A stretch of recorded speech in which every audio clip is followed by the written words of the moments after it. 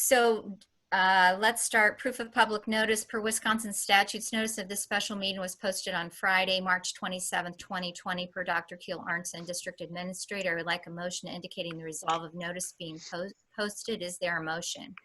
So move. Could you say your name just so Sorry, that, Kim, so move. and a second? Second, Amanda. Okay.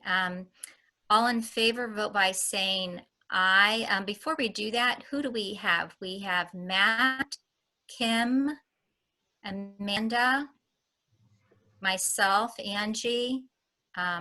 Anybody else? Vicky. Vicky. Okay, Vicky. Okay, all in favor, vote by saying aye. Aye. Aye. Aye. Opposed? Motion carries. Marina's here. Yes. Oh, Marina's here? Yep. I have now Keel's screen. Right. Yep. Just working on putting up the agenda. So everybody will see the agenda. Okay, I have the agenda in front of me here. And Marina is muted, she said still. Okay, let me get that.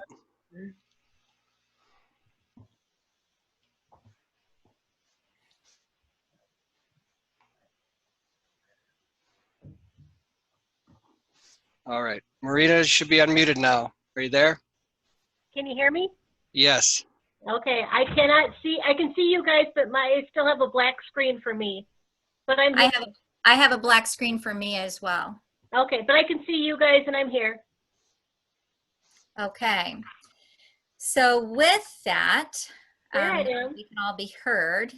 I figured there'd be a few glitches, so thank you all for your patience with this.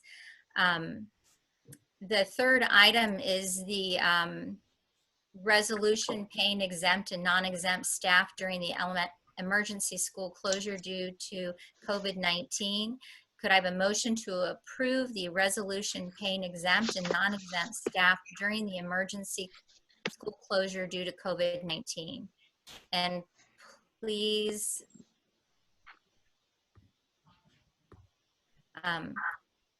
please say your name with that motion. Kim, so move. And is there a second? Marina, second. Could we have a little bit of clarity on this resolution, Keel? I know we all Yes. read it. Sure. What I'll start, and Mike will be able to fill in too. But we did a lot of research with what districts were doing around the state, and of course, with the governor's updates and the legal updates, we've been following those to see what information people are sharing within the region and throughout the state. We want to make the right decision going forward with what we would support, how we could support our staff. So one of the things that we wanted to make sure that we did was paid our staff for their time working from the start.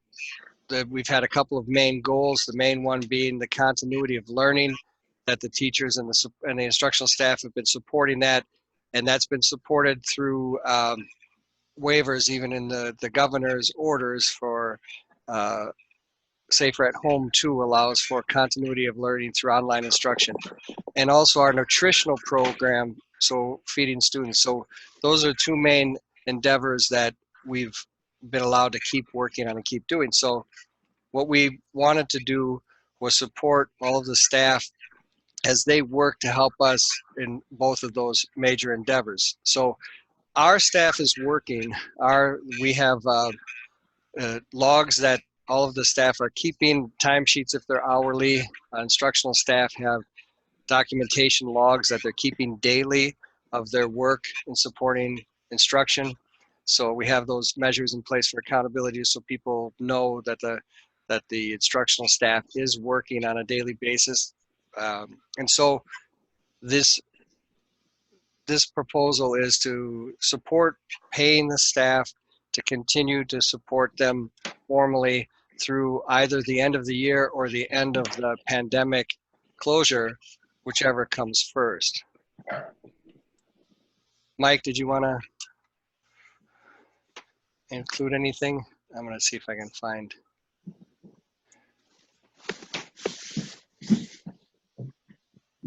I don't see Mike. So any questions about that? What we did do is we looked at examples, like I said, from other districts, legal examples that folks had shared with us, and included those when writing this proposal for the school district. Does anyone have any questions for Keel? With that, I thought that the information was very transparent, actually, that you forwarded to us, the document.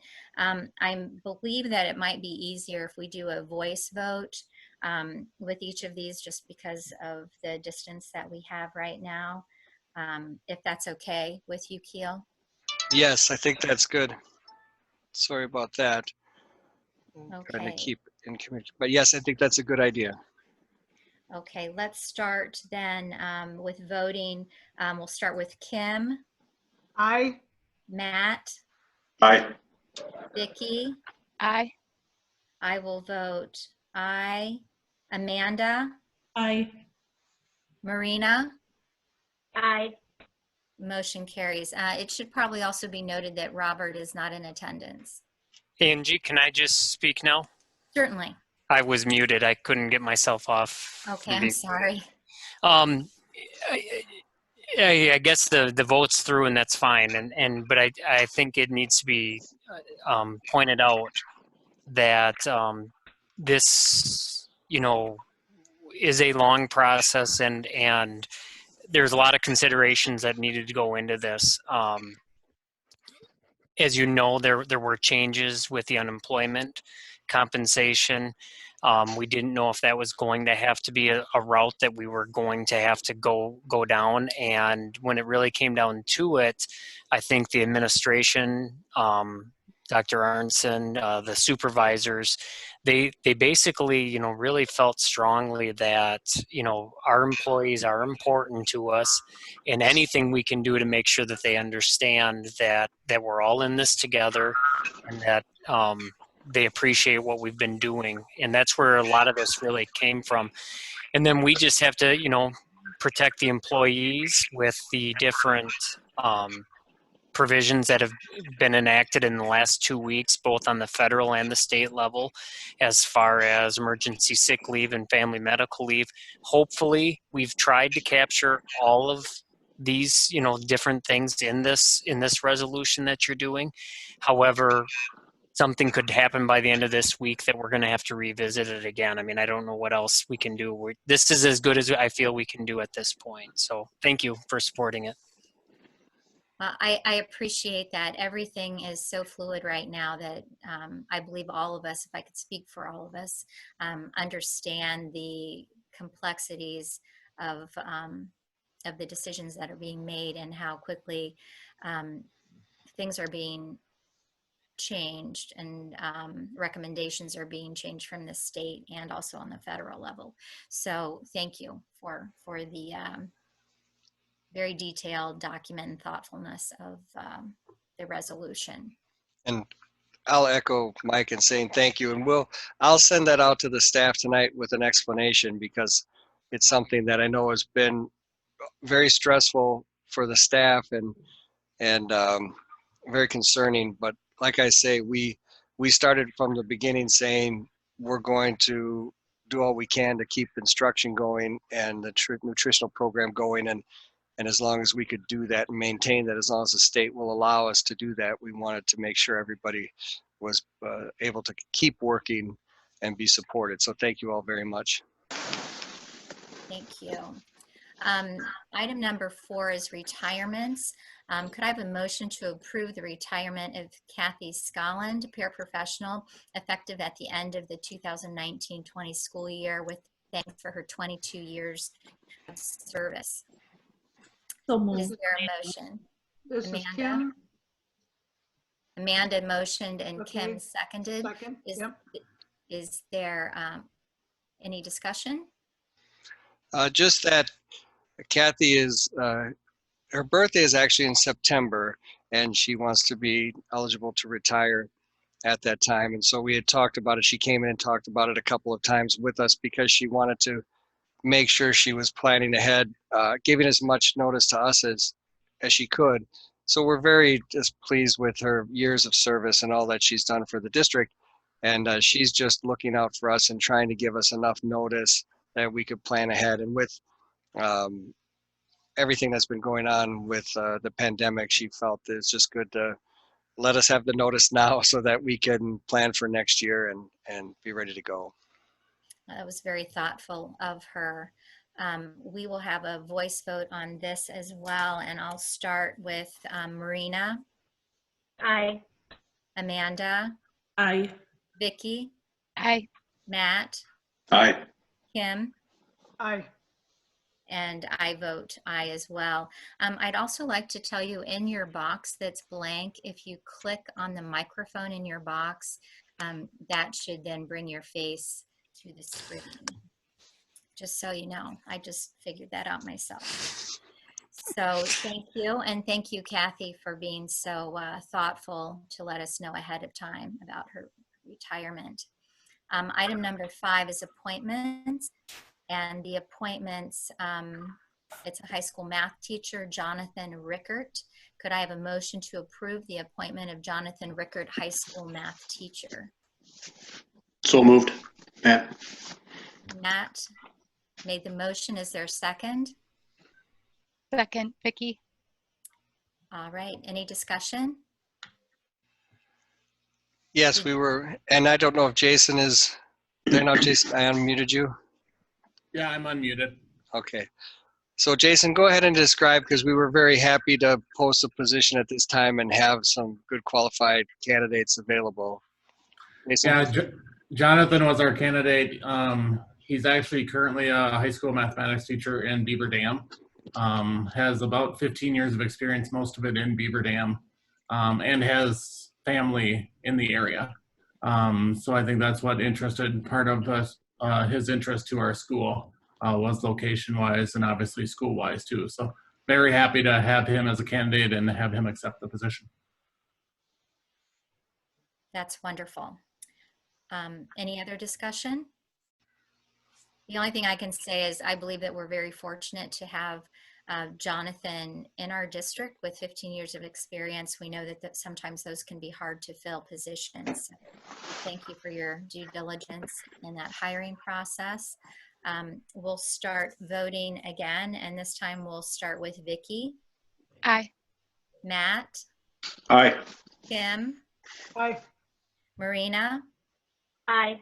Amanda, Aye. and I vote aye. Motion carries. The next item is informational, and that is school closure due to COVID-19.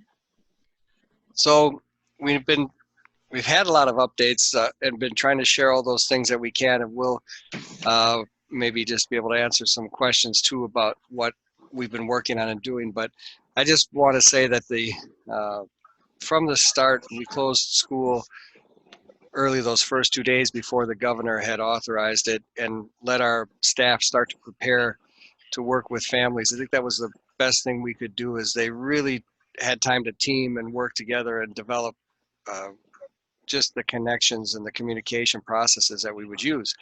It's been difficult, different challenges that have come up along the way. This wasn't something we were set up naturally to do, but what was most impressive throughout the district is every time a challenge has come up, there's been this concentrated effort to find solutions and to work together as a team to reach out to the parents, to reach out to the community, or to plan for the students. And so it hasn't been easy, and we know that the parents have been stressed out about it too, but there's been just such good teamwork in so many different ways. And you think about the food program, we're feeding over 600 children now every day, 2 meals a day. And that's something that we are very proud of, but it's such a team effort. There's so many staff working just on that program every day. Food service, Eric Anderson is always down there helping. There are paraprofessionals that are there helping every day, and of course the bus drivers. It's just a lot of people working, the office staff that help generate and update all of the lists, the district office, Julie and Beth. It's just been a real team effort, but we feel like we're into a good routine now. Not that a routine is really possible, but the principals can talk a little bit about some of the things that they've been working through. Some of the main things that we've been focused on are getting Wi-Fi support to families who need it, and whether that's hotspots or other technology, Chromebooks. We have Chromebooks out to quite a few families, quite a few students, so that they have the device at home to continue to do the work. So that's been a very important, I guess, solution for so many families that didn't have that technology necessarily available. So, but John, why don't you start with just how middle school is going with it, and how the feedback from the teachers and how that's going now. Oh, John's muted. Hang on, John.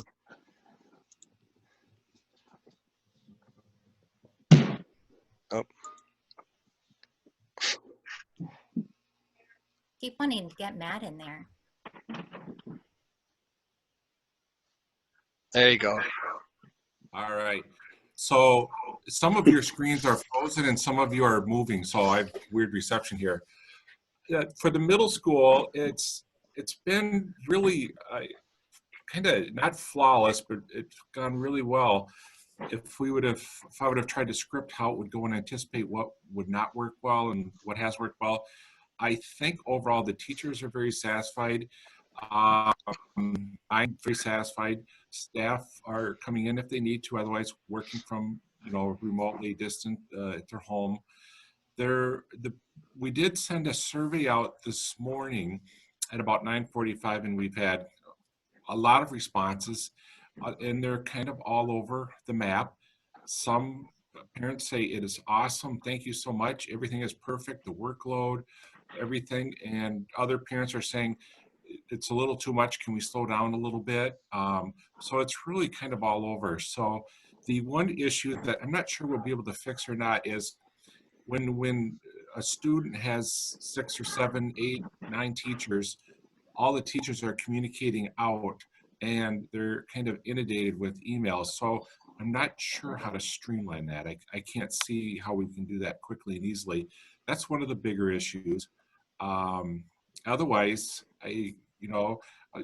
obviously when you launch a new format of anything, there are things to improve, and we're looking at those and slowly improving them. But I think overall, it's gone.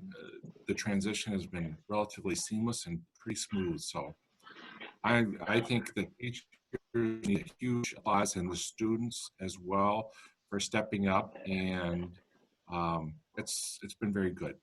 Not our ideal situation, of course, but they've responded just wonderfully. So, Jason, how about you at the elementary school? I'm sorry, Jason, I'm looking at Tom too, as I said, at Tom at the elementary school. We've had some of those same types of challenges.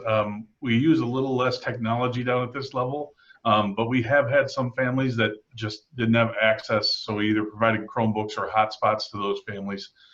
That's gone pretty well. We've had a few families that couldn't come into the building, so I've delivered those to them. That seems to have gone pretty smoothly as well. I would say, again, as reading through the learning logs, some of our challenges have been getting a hold of all of the parents. Bit of a challenge there. Some of them may have gone with grandparents or parents or something like that to just shelter with them and support them. So we've had just a few families that we've had trouble contacting, but for the most part, it seems like teachers are getting through. Again, I think we face the same challenge as John, lots of emails going to parents, especially if they have kids at multiple buildings.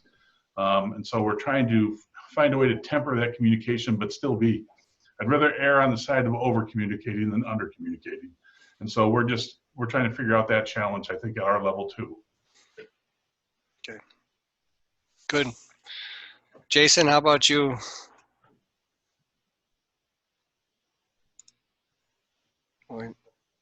There you go. Yeah, I would kind of concur with a lot of what other people said. We've had a lot of everybody's chipped in. Our teachers have done a great job. The students are continuing to do a great job. And everybody's just being very resilient in that sense. Vernon Tells helped out. Our IT people and US Cellular with hotspots have helped out. I mean, it's really been a whole community on deck to keep the education going. And like Tom mentioned, reading the learning logs and that, I think there are a lot of successes to come out of it. To totally flip, you know, at the high school level, 330 students online in like 2 days is insane to even think about.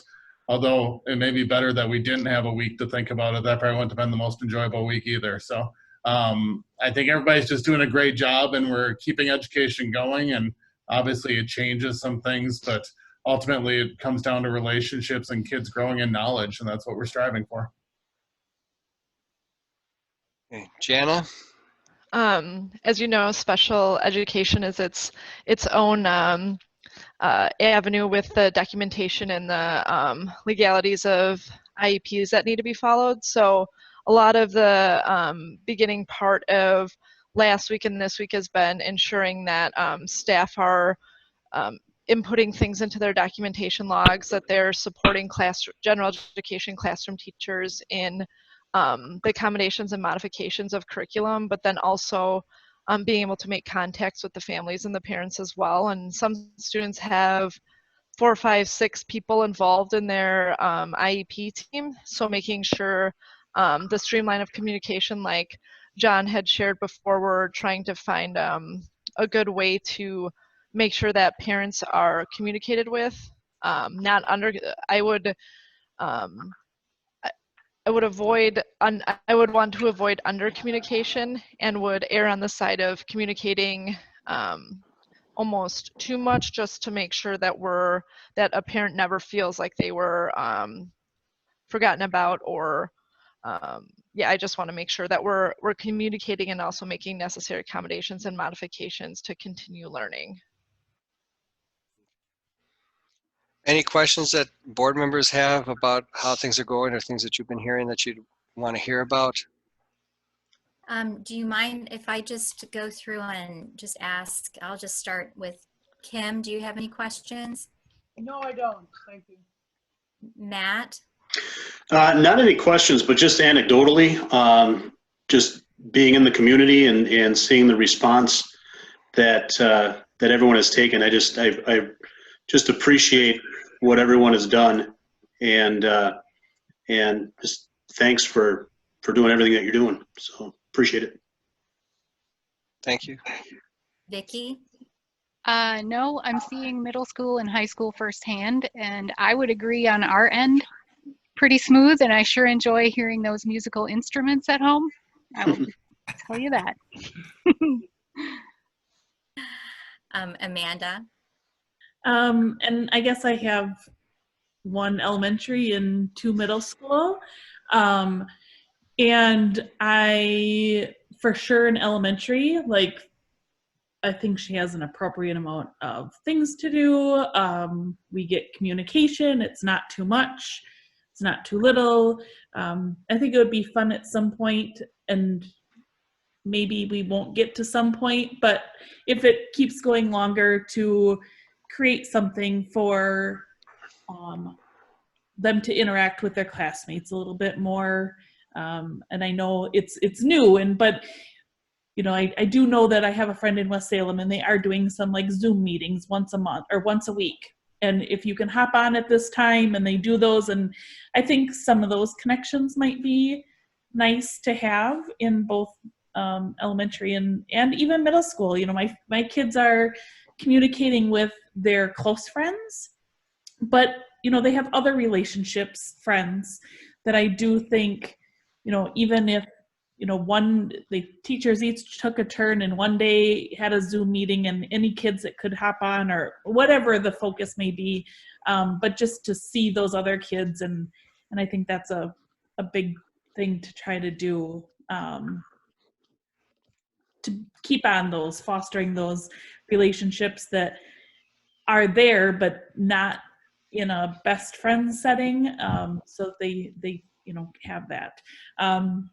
We've been working through, I would say my 7th grader has it, like they've been doing Google Classroom now for 2 years, and I just make sure, like, okay, how far are you? What are you doing? You know, things like that. 5th grade, they, you know, this is kind of new for them, so it is kind of growing with that 5th grader, but I do think that they're all working on it. I noticed that Tom just put up a comment about having some type of an event next week. Maybe we could go back to Tom and he could speak to that. Hang on, Tom. I had to unmute you. All right. All right, thanks.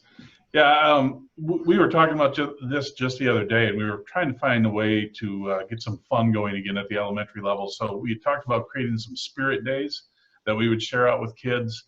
Mrs. Oprich started a Facebook page to connect families and have them be able to connect with her too. But we also wanted to share some fun things on there. So we were thinking about doing some spirit days, having some dress-up days and stuff like that. And kids can either take pictures and things like that, and we'll share them on Mrs. O's Facebook page, and just have a way for kids to kind of connect through that. There's all sorts of legality issues and things like that with trying to get them all to connect online at the same time, at least at the elementary level. And so we are trying to work around ways to do that and still have it be kind of a fun session for them too.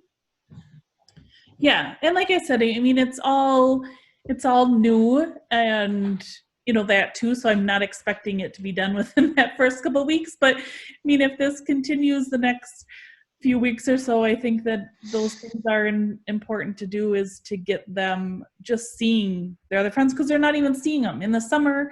They're seeing them out, and so you know, we have been following Mrs. O's Facebook page, and Great.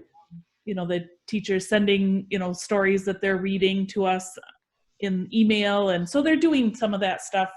It's just, you know, like I think Jason said too, is just keeping those connections and that piece of it. I have had quite a few parents, more so probably middle school ones, saying, you know, as a full-time working parent, if they have some middle schoolers and maybe even some elementary students, that, you know, they're gone working, but they're middle schoolers trying to do work and take care of the younger ones and helping them with school. So, you know, there's some still frustration there, or maybe not even frustration, but really just working through things. Right. So. Thank you. Marina? Hi. Well, I have a senior, so it's kind of sad that, you know, he's missing part of his senior year, but I cannot say enough about the high school. Jason and Chris Lear and all the teachers have gone above and beyond, and they are really genuinely wanting the students to keep up and, you know, thrive in this. But being an only child at home now, the isolation is getting to him. He's missing his friends. But when I heard that you guys are doing 600 meals, that is just above and beyond, and I am so proud of our staff. Can't thank you enough. Thank you. The only question that I have is with our charter schools. For example, Trillium is a little bit more hands-on, and I shouldn't say it's supposed to be more hands-on. Laurel is more project-based as well, and then Montessori is a little bit more hands-on perhaps. How are you guys addressing that? I've been thinking about it. I just have no idea. You want to go first, John, or? Sure. I'll just say a couple of words. The VAMS E2 teachers are busy. Hannah Big John was in the building yesterday, or Friday actually, disseminating new information to students, and so I think that's going okay. I've not heard that it's not, so I think that's going okay. We actually had a Zoom governance council. I think Denise is listening in as well, last week, and we did talk quite a bit about this and how it's going. And our governance council, I got the impression that they believe things are going very well. So it's interesting times, and it's very difficult, but it's going really well. What's really interesting, and maybe I'll address Amanda with this, is one thing we're sensing is with our 5th and 6th grade, one of the things we need to do is provide a little more instruction and a little more communication. If you were to see my documentation to our teachers, I said, now that we're in week 2, let's jump on to Castify and Zoom and get our faces with us teaching and talking to students out there more. That came through loud and clearly in the survey, that the students want to see their teachers and they want to hear their voices, and it's awesome. So we're working on some of that. But I think Trillium is doing okay, and I hope Denise agrees with me. So it was a good governance council meeting we had last week. So Tom?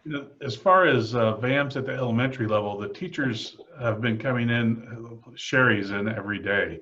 But I know Aaron has come in the evening, sometimes in the weekends. He was a little worried. He had some kids at home that were sick, so he's trying to avoid the building as much as he could for a while. But they've all come in and created some pretty thick packets to send home to students.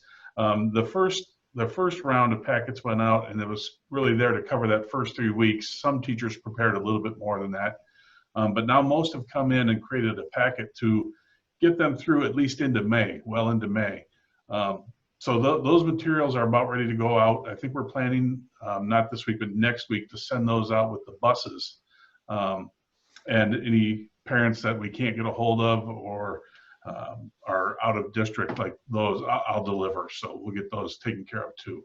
But yeah, the teachers, I think they've put a lot of time and effort into thinking out how they can create hands-on activities for these kids to do at home, especially the VAM students. So I know that Sherry and Julia and Aaron, they've been talking a lot about what they want to plan to send home, and they've worked together on that.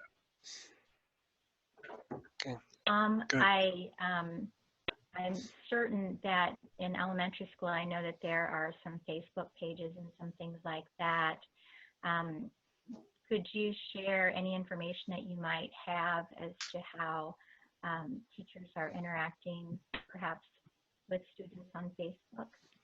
They're kind of doing it in a variety of ways, and part of that problem is at the elementary level we don't have devices in all our kids' hands, and we've just never required that before. So we've gotten them out if there's families that we knew didn't have a device, or we knew that they needed access to a certain program that was digital. We've tried to get Chromebooks to them, and even hotspots in some cases too. So we've been providing the devices where needed. As far as the communication with teachers, a lot of them have been doing it through email. Some of them have been creating YouTube videos and sending them out to kids like that. Some of them have been doing Screencastify, is another app that's out there that allows teachers to share their screen, what they're doing on their screen, or just them themselves. And I'm trying to remember, there's another app that we were using too. Now I can't think of them all. But Flipgrid is one that we're checking out, and there's some others. Anyway, Padlet, that was the other one I was thinking of. So there's a variety of digital tools that teachers are using with kids. We're trying not to overwhelm them with different tools because there's tons of them, and I'm betting parents have to learn them more than kids do. So we're trying to take it easy on all the different types of tools that are out there. But they've been trying to get a hold of, get in touch with kids at least once or twice per week, video-wise, and with emails, again, probably 2 or 3 times at least a week. So it's been going pretty good. Like I said, we only have a few families that we've not been in contact with, and we're trying to figure out what the deal is there. And at the elementary school, Facebook's always been a little bit more effective. A lot of parents follow it. And so there are a lot of teacher pages and a lot of grade level pages where the teachers work together and put out information, weekly information. And so that's something that they had pretty good communication with in place prior to this. So that's worked well for those teachers that had that set up, those grade level teams that had that set up also. Yep. And I know Jason has said too, and you asked about Laurel too, and when Jason talked to Renee, I think Jason, wasn't her comment that she's working harder now or working longer now trying to keep up? You know, I think that's the comment with a number of the teachers. I even in the weekly log I put out, how can we help you? And one of the teachers may have put in, it'd be great if you can get a vaccine for this because I'd really like to be back at school. I think between Better Futures and Laurel, Better Futures, a lot of the kids were already on devices for a lot of the day. So over there, Adam's been doing a great job. He actually sends right away in the morning, he sends an email out to every student telling them to the exact second how much time they were on the device the previous day and just encouraging them or motivating them. Up at Laurel, it's been interesting because they've kind of tried to keep doing as much as they can. There is, and the kids may not speak as highly of it, there actually is a 8 o'clock class occurring where they're actually, I don't know if it's on Zoom or which device it's on, but they actually are logging in at 8 o'clock, and it's a small enough group that they can all continue to hold that class. And I heard the first couple of days, it looked like a couple of the kids literally rolled right out of bed to come to that class. And they're still doing a lot of their check-ins. Lynn Thompson's doing a lot of individualized things. Renee's taping a lot of her lessons, which is a lot of work. I think right now she's got 5 different levels of math kids up at Laurel. So they're definitely working extremely hard to benefit the students. How about some of your tech ed classes, your woodworking and things like that? They found different strategies, I'm guessing, to work through those classes as well. Yeah, we purposely, when we had the first day of meetings saying this is what we're doing, we purposely, John and I met with that group first because we knew they would probably have to think most outside the box. Some of them have even taken on, I think like our metals class is doing a online curriculum where they're doing a lot of video based, and then they could do quizzes right based off the videos. We've even talked at times, once this all gets lifted, I mean, would it be possible during the summertime, if it's not until the summertime, that we bring some kids in and have a couple of hands-on days to, because there's nothing like missing out on that hands-on experience. So we know that there's definitely some holes that are being caused by this. But at the same time, the teachers are doing a really great job trying to, it's a change, but to try to still get an education out there as much as possible. Did hear in music that students are having to sing a song and record the song, and then they have to turn it in. And some students were a little shy perhaps, and so they're used to singing in a group, but now they're singing one-on-one, and so that's been kind of a growth experience for them to have to be in front of someone sharing and then turning it in versus kind of hiding yourself in a group. So I think there could be some advantages that come from all of negatives, but I think there'll be some positives as well. And Keel, did you have anything else? Have you heard anything different than any of us might have heard as far as a start date? I know that's probably too much to ask. No, I think probably the most recent thing has just been the White House actually supporting the through April 24th safer in place ruling, so that it's supporting those states that have gone to that. So there hasn't been a change for us. We talked about that today. We have admin Zoom meetings a few times during the week, and we had one today.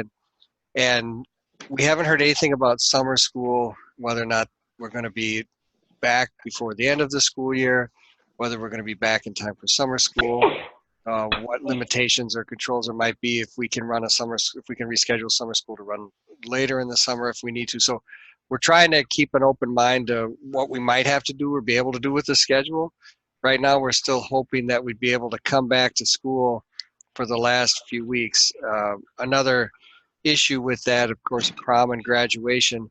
People have been pretty good about figuring out resolutions like ours and saying we want to make sure we pay people and keep working. But people haven't wanted to talk about prom and graduation because they've been hoping that there'd be an opportunity to reschedule or be back in time for graduation, so that we can still have that celebration. So there, Jason's working with, and Chris and Beth are working with our social media group to try to look at some ideas for recognizing seniors, to try to bring some attention to seniors. Like Marina said, it's difficult when you have a student in their senior year and they aren't getting to have all of the celebration side of it and the camaraderie of the class. And so trying to find some things to do to help support them, and still keeping our hopes up that we'll be back before the end of the school year so that we can jump back in and have some of that good social connection time too with everyone. I sure hope so. That would be very, very nice. I know in the past our seniors have put together a video with photos, and I know that Tyler Gabrielson has really worked to try to increase our technical capacities with the students in his class, and it would be really nice if maybe they could all put some type of video together, and I'm sure that they're probably working on that already, but it would be really hard to sit here and missing out on some of those things right now, for sure. Yeah. Is there any other information you wanted to share on COVID-19? No, other than we keep putting all the updates that we get onto our webpage. Beth put a tab at the top of the page when you go to the website for a COVID-19 link, and that takes us to our page where we've been just adding all of the information we get. So anytime we get an update from the state or any official orders, we link those there. The letters that I've sent out, we link there. It's just so that people can go through and check in one location if they need to. There's links to the CDC and to DPI and other things there too. But we keep updating that, and Jana and her special education team are working on some an additional page of resources for special education for families of special education students, and so that'll be linked off of there. They probably will have that up by midweek. So just those kinds of resources that people need to know that they're available, and just to call or email if they have any questions. We have office hours at all the buildings. We're still trying to limit how many people are actually coming to the building, but that can be done by appointment. You know, people can just call ahead to the office and arrange and come for whatever they need to come for, and we'll help them out. But if they call and leave a message, we have those all forwarded to our computers so that we can get those messages. And if you email, it's the same thing. We'll respond through email. So we're keeping the offices running and keeping all of the tasks that we need to complete and work through the end of the year. You know, we have those organized and in place. But so just that idea that people should reach out if they have questions, because we're all working. Just a lot of us are working from home and not spending too much time in the building, just so that we're not taking any chances of spreading any of the viruses. So, but trying to make sure that people know they can just reach out. Well, go So ahead, are we Amanda. still planning, like for, I believe, is it next week where we're supposed to have a few days off? Is that, as far as teachers, are they still planning workload for accounting for having those days off? Right. They will remind them, but those are days that they can schedule catch up or slow down, because those weren't days that were scheduled. There's probably plenty of work out there for parents who want to make sure their children still have some activities to do and some things to do if they need them to be working a little bit at the time also. But it will be a chance for perhaps a couple of days there to be considered non-school days. Well, I believe that I can speak for the board and just once again thank all of you for rising to the occasion and working with our students and family and all of our teachers at the highest level professionally, and everything that you're doing to continue education in our district. So feeding people, educating people, caring for people, communicating with people of all ages, and thank you all for that. The next informational item is the referendum update. would you like to give us a little information other than you're not able to meet with anybody right now? Well, of course, the biggest challenge for us is just the fact that we don't know if people will be coming out to vote, how many people will come out to vote. I know that we probably all, I know we received one at our house in the city, flyers with information about early voting or mail-in voting. And so we want people to know that you can do that. And I've talked to several people who've gone and already voted and done that with the city. And we want to encourage people to participate as much as they can, as much as they would like to, because the opportunity is there. We've been, it's difficult because we haven't had the meetings. We haven't been able to go to meetings and talk about it. The newspaper has done a fine job of putting it on the front page and running articles and putting the information out there. And so I've heard a lot of feedback from people I've talked to in town that they really appreciate knowing that the school taxes will go down even with even with the referendum passing. So we just want people to know that, because they seem to feel so much better about and essentially reassured that yes, we did listen. Yes, we came back focused on the building needs and infrastructure and keeping our what we have, our programs and our buildings in tip-top shape, and continuing to work on those support issues that we have, and that it's a continuation essentially of what we've had for the last 15 years. And once people understand that, they're very relieved, they're very supportive. And so we're just hoping that people will be able to come out and vote, and hopefully they'll support us.